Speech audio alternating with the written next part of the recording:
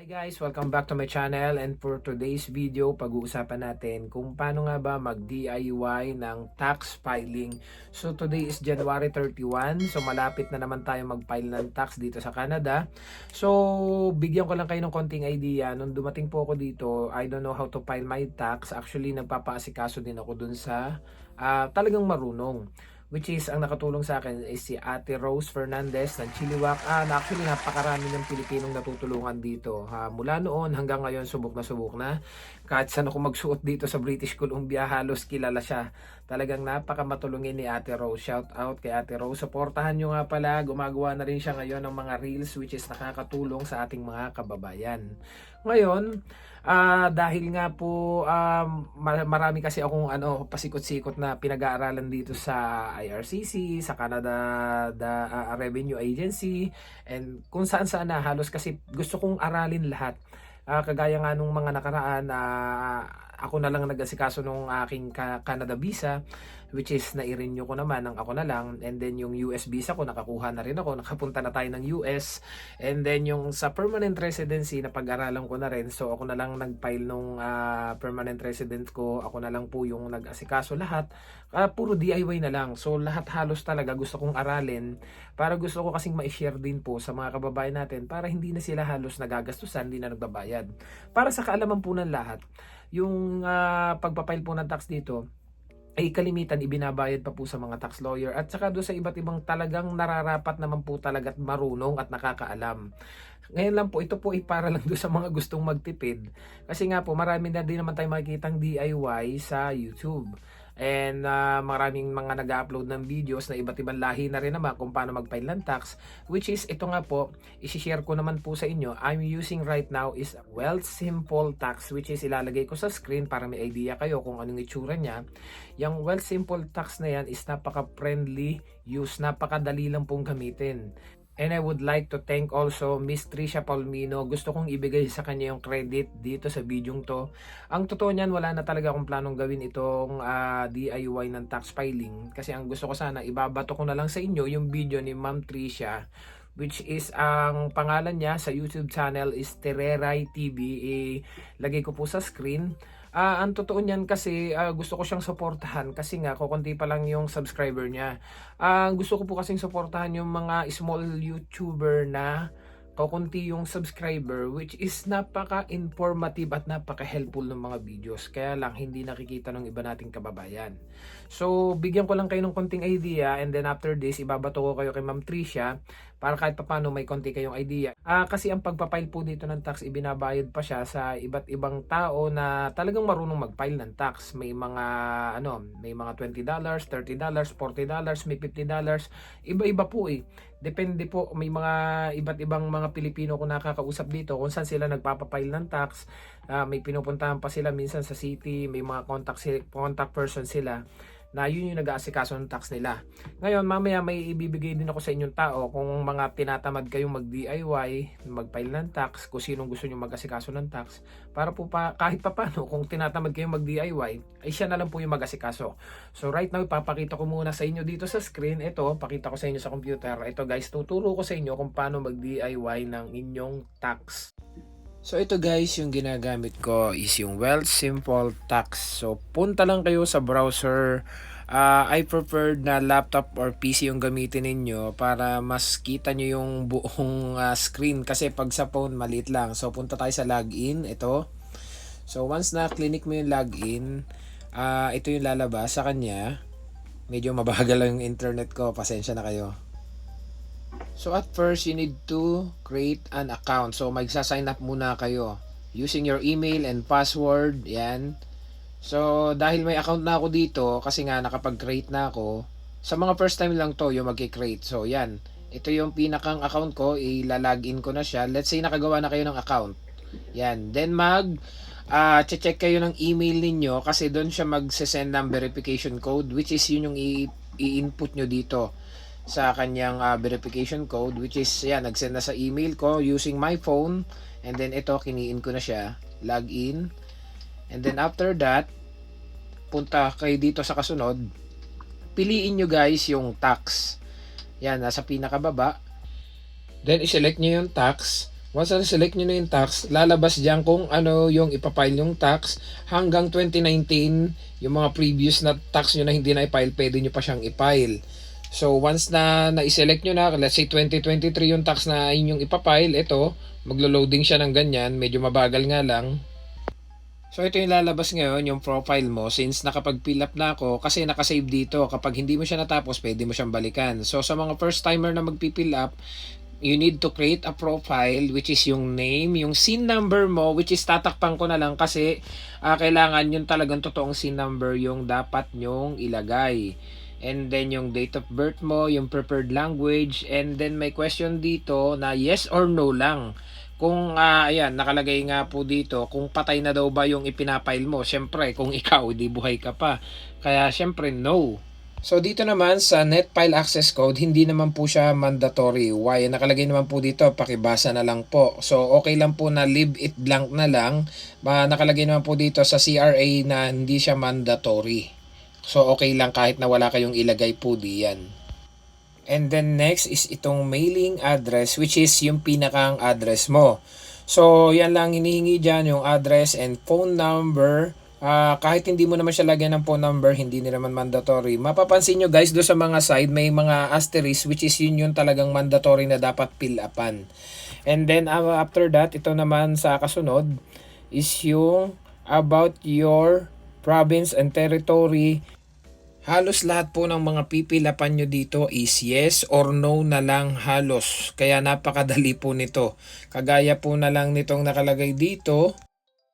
Are you filing an income tax return with the CRA for the first time? Kung yes, yes. Kung no, no. And then are you a Canadian citizen? No. Are you a person registered under the Indian Act? No. Halos kayang-kaya nyo na po to. Sigurado ako kasi mga nakarating na kayo dito sa Canada. Napaka-basic naman po at napaka-friendly use nitong app na to na Wealth Simple Tax. Ito po lahat halos yung makikita nyo dito is yes or no na lang talaga. And then dito po sa kasunod, manage your tax forms. I-click nyo lang po yan, then hanapin nyo yung T4. Kung kayo ay T4 yung kailangan yung i-file, lalabas naman po dyan lahat yung forms na kailangan ninyo. Which is yan nga po. Clinic ko yung T4, yan, yung employment. So T4, select lang po yung T4. So lalabas na yung T4. Kasi marami pong forms diyan na pwede nyong i-select. So dahil tayo po ay T4 yung ipapile ko, kaya T4 yung isa-select ko, yan. Pag click nyo ng T4, yan, lalabas na po itong pinakang mga boxes na yan. Which is, dyan nyo po ipapile yung mga naka-indicate sa loob ng T4 ninyo na makukuha nyo sa employer ninyo. Then, kung may kailangan pa po kayong i-add na other forms, click nyo lang po uli yan para mag-select kayo ng other forms na which is i-add nyo din sa pinakang form na kasunod ng T4. Then next naman po is itong about your spouse or common law partner, which is kung may income siya, you need to declare it. Kung nagtatrabaho siya abroad or kung saan man. And then kung wala naman siyang income, iselect nyo lang yung box which is nakalagay, check here if you want report your partner's income. The next questions naman po is mga yes or no na naman po yung mga isasagot natin. Then next question naman is your dependents, which is yung child, parent, grandparent, brother and sisters. And then kung marami po kayong i-add, pwede nyo pong iselect sa lower part, meron po diyang add another dependent. And syempre, ito na yung pinakang last, which is yung T4 box, kung saan dito nyo ilalagay lahat yung laman ng T4 ninyo. Kung napansin nyo at wala pa kayong idea kung anong gagawin, ito po ilalagay ko din po sa screen. So lahat ng nakikita nyo na numbers dun sa mga boxes ng T4 ninyo, yun po yung ipipill up nyo dito. So parang ang mangyayari, lahat ng binigay sa inyo ng employer nyo na T4, yun yung i-kokopyahin nyo para mailipat dito sa mga boxes na to. So you need to copy all of the details, even the employers, province, lahat po ng numbers na nakikita nyo dyan sa papers ninyo, ililipat nyo po lahat yan diyan. And if ever naman po na meron pa kayong another T4, let's say kalagitnaan ng year ay naglipat kayo ng work, so nagdoble yung T4 nyo, meron kayo doon sa inyong previous employer and then sa inyong bagong employer, or kaya naman ay ilan yung trabaho ninyo na kukunan nyo ng T4. So i-click nyo lang po tong add another T4 para po magkabukod na T4 yung ipapile ninyo diyan. Then next is itong review and optimize. Mapapansin nyo guys dito sa kasunod yung summary. Wala pang nakalagay na refund kasi nga wala pa akong ipinipill up dun sa mga boxes. So meron ditong sample computation, yung breakdown ng yung tax return na makukuha. Kaya lang wala pa nga tayong ipinipill up dito sa mga boxes na to. Kaya ang mangyayari, mag-aantay pa tayo kasi ang makikita nyo dito sa pinakang ibaba, yan nakalagay po dito, yan yung documents, income tax, benefits, British Columbia. Kasi nga nakalagay po dito is opens on February 19, so wala pa akong T4. Kaya mag-aantay pa tayo hanggang February 19 na lumabas yung T4 natin and saka ko pipilapan lahat yung mga nasa boxes. So una sa lahat, gusto ko nga palang pasalamatan si Ma'am Tricia Polmino, which is siya si Tereray TV. Kasi siya yung nag-guide sa akin para magawa ko tong DIY tax filing na to. Kaya nung mga nakaraang taon, ako na po yung nag-file ng tax ko, which is okay naman po. Wala din naman pinagkaiba do sa mga na-receive na tax refund ng mga kasama ko. Siya po yung nag-guide sa akin, kaya I will give her the credit about this video. And then para po mas klaro dun sa mga hindi masyado maunawaan tong ginawa kong video, kasi siya po yung mas nakakaunawa. Siya po yung mas malalim yung karanasan sa paggawa ng tax. Kasi ilang taon na po niya itong ginagawa. Tayo naman po, i-guide lang ni Ma'am Tricia, which is gusto kong i-share din sa inyo sa mabilisang video, na kung may gusto po kayong mas malaman, kasi ang inilagay ko lang po dito is T4, regarding pa dun sa ibang mga ipapail yung tax, is ilalagay ko po yung pinakang link ng video ni Ma'am Tricia. And actually, nakausap ko na rin si Ma'am Tricia, and sabi niya, bubuhayin daw niya yung YouTube channel niya, kasi nga matagal na, 2 years ago na yung last upload niya. And sabi niya, napag-usapan namin, nagagawa siya ng latest video regarding this 2023 tax refund, yung tax filing na to. Para daw po mas maunawaan. Kasi para po sa kaalaman ng lahat, yung po kasing ginawa niyang video is 2020. So yearly nag-iiba-iba po. Kagaya po nung pinakita ko sa inyo kanina sa screen, yung 2020 iba sa 2021, sa 2022, sa 2023. May mga nadadagdag po kasing question at minsan doon sa mga previous may mga wala namang questions na ganon.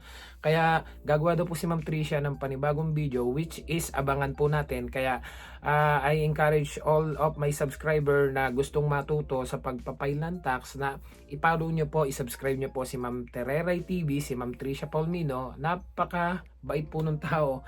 Talagang pag may mga inquiries kayo, napaka bilis sumagot. Kung may mga katanungan kayo, nalilito kayo. And then doon naman po sa mga tinatamad gumawa ng DIY na tax filing, nakausap ko na po si Ate Rose Fernandez, which is nabanggit niya sa akin, kahit na other province pwedeng magpa-file sa kanya ng tax, except Quebec lang po. Hindi daw siya nag-accept ng Quebec. So other province pwede daw po sa kanya magpa-file ng tax. So I will put yung contact number ni Ate Rose dito sa screen para po makontak nyo siya, si Ate Rose.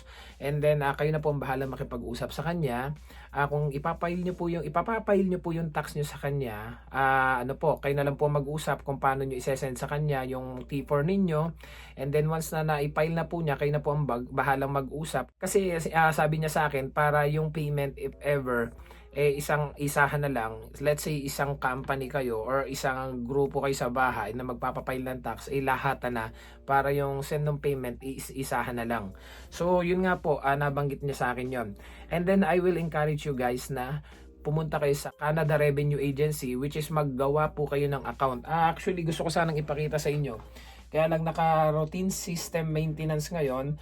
Due to system maintenance, some services will be temporary unavailable starting 10 PM on Friday, February 2, 2024 up to 6 AM. So hindi ko siya, gusto ko sanang i-screen record para mailagay sa screen sa inyo kung paano mag-open ng account sa Canada. Ganoon din po, magpa-create lang kayo ng account sa Canada Revenue Agency para doon yung makikita yung mga history ng inyong mga T4, ng mga inyong tax refund, lahat na po ay na doon. So sana guys, nakatulong sa inyo tong video to para kahit paano magkaroon kayo ng idea kung paano mag-file ng tax. So ulitin ko lang po sa inyo, kung gusto niyo po ng mas klaro at mas detalyado, kasi mas mahaba yung experience ni Ma'am Tricia, I will put the link of her video dito sa description below para po yun ang panoorin ninyo, kasi masyadong mahaba yung video ni Ma'am Tricia. I think 30 minutes yung mga ganon, kasi talagang detail by detail yung kanyang pagpapile ng tax at saka mas malalim yung karanasan niya compare naman po sa atin. Kaya I will give her the credit na nagpapasalamat ako sa kanya sa pag-guide sa akin para magawa tong DIY tax filing na to. And then doon naman po sa mga gustong magpa-file kay Ate Rose, I will put yung contact number ni Ate Rose dito sa description below para po doon sa mga tinatamad at gusto na lang ibayad ng pagpapile ng tax. So see you guys sa next vlog. Maraming salamat. Don't forget to subscribe, like, and share this video para kahit paano makatulong doon sa mga kababayan natin na magkaroon ng idea about tax filing. So see you guys sa next vlog. God bless. Bye-bye.